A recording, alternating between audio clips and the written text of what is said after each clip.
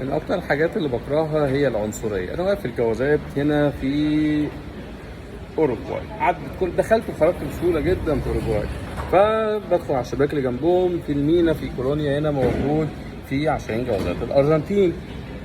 بيروقراطيه وقرف وعنصريه وحاجه تقرف.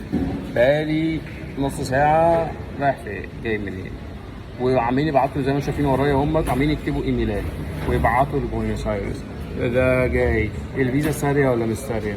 طب ما انت عندك الفيزا في الباسبور اكيد مش مزورها يعني مثلا يعني. قرف.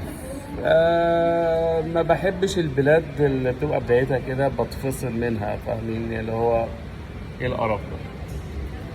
زائد ان الناس هنا كمان شبه اغبياء، يعني انت مفيش اصلا تعرف تتعامل مع حد، تعرف تتكلم مع حد.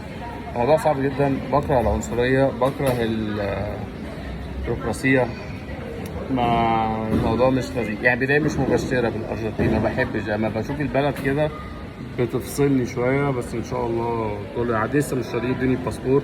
من يبعتوا سين ويجيموا اسئله كتير، بس خلينا نشوف ايه اللي هيحصل.